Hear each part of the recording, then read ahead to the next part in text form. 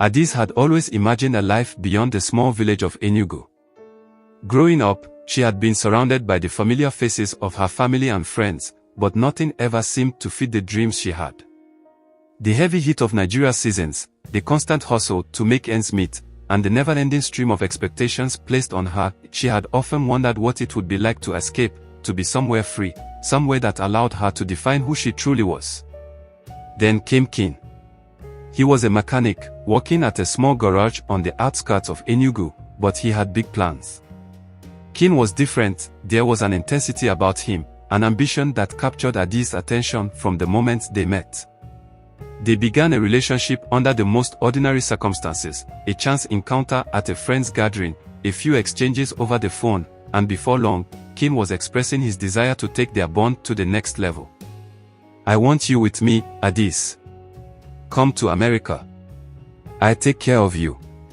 We'll build a life together," Kin had said, his words filled with promises that seemed too good to be true. Adis had heard such words before, but Kin wasn't like the others. He was convincing, persistent, and, most importantly, he had a way to get her to the United States. A year into their relationship, after months of planning, Kin told her the news. He had won the visa lottery and was headed to America to work. He would sponsor her, he said, and soon she could join him. For Adis, it felt like the answer to a prayer she hadn't even spoken out loud. This was her chance, her ticket out of the confines of her small life in Nigeria. The decision was made quickly, and within weeks, she was packing her bags, preparing to leave behind everything she had known. Kin made it all sound so simple. He had already arranged everything, from her visa to her flight. She boarded the plane to New York with a mixture of excitement and nervousness. America, the land of opportunity. Kin had promised her the world. But as the plane soared through the skies, Adis' heart beat faster, not from excitement, but from the nagging feeling that maybe she was rushing into something she didn't entirely understand. Still, there was no turning back now. The first few weeks in New York were nothing short of magical. The city was overwhelming in its size and noise, but Adis was captivated. The streets were lined with massive buildings that seemed to touch the sky, the air smelled different, fresher, and the people were all in a hurry, all chasing something. It was like stepping into a movie, where anything was possible. Kin's apartment in the Bronx was cramped, with peeling walls and worn-out furniture. But to Adis, it was a palace. It was her first taste of freedom. Here, she could finally escape her parents' expectations, the pressure to conform to the norms of her village. She could live on her own terms, free from the constraints that had once bound her in Enugu. But soon, the cracks began to show. Kin wasn't the person he had seemed in their phone calls and texts. He was controlling, more so than Adis had realized. He would check her phone, demanding to know who she was talking to, monitoring every call and message. When she made friends at the local market or in the neighborhood, he grew suspicious and paranoid. "Why are you talking to them? Are you seeing someone else?" he would ask, his voice sharp, as if he could see through her every move. At first, Adis made excuses. "You're just being paranoid, Kin. I'm just talking to people. There's nothing to worry about." But the tension never went away. Kin would accuse her of betraying him at the slightest provocation. If she spent too long at the store or stayed late at work, his anger would flare. Adis would try to soothe him, to remind him that she loved him, but nothing seemed to ease his jealousy. She had come to America to escape her old life, but she realized she had only entered another prison. It was during one of these outbursts that Adis met Nia. She had gone to the local grocery store, as she often did, to pick up vegetables for dinner. Nia was working the register, her warm smile and quick wit a stark contrast to the coldness Adis was experiencing at home.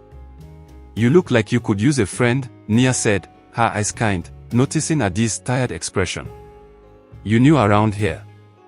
Adis had nodded, hesitating at first, but something about Nia made her feel safe. Over time, they became friends.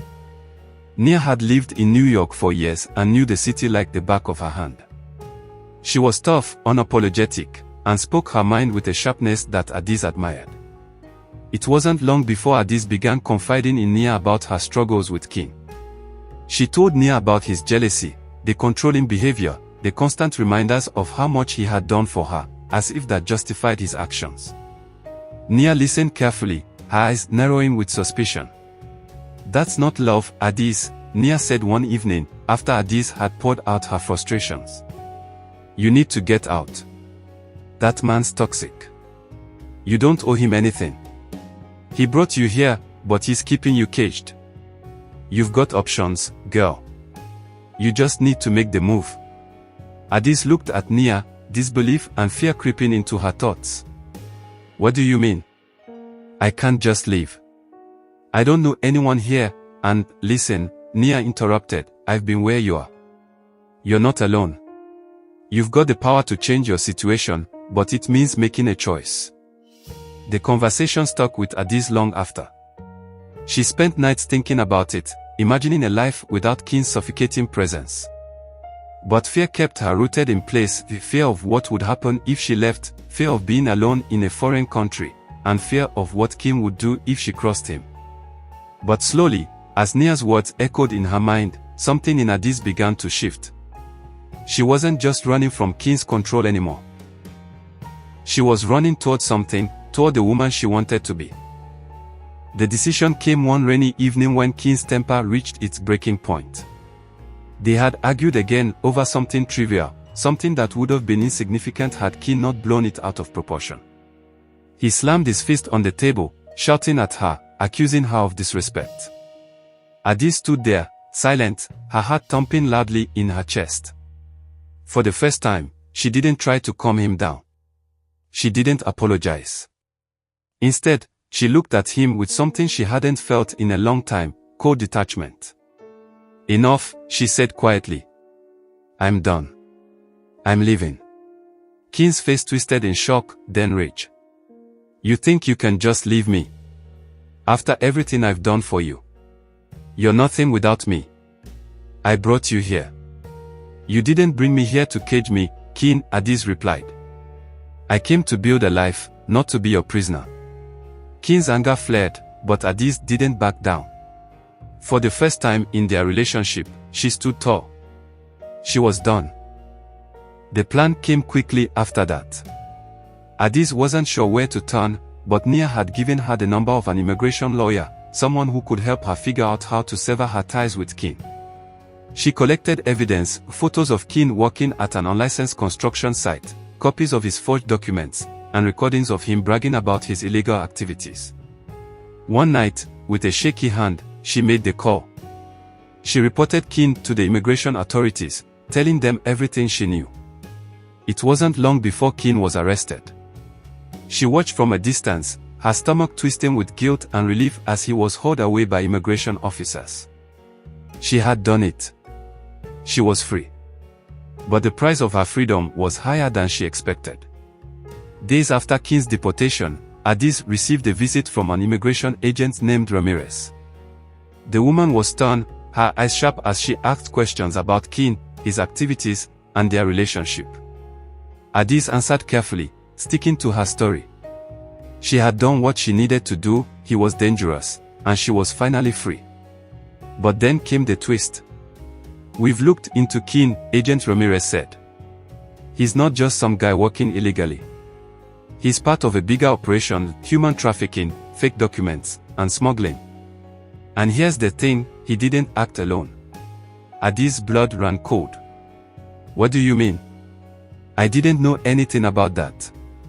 "We think you might know more than you're letting on," Agent Ramirez said, her voice low. "This isn't over. Not by a long shot." Adis' mind raced. Her body felt numb. What had she gotten herself into? She had wanted to escape King's control, but now she was caught in something much darker.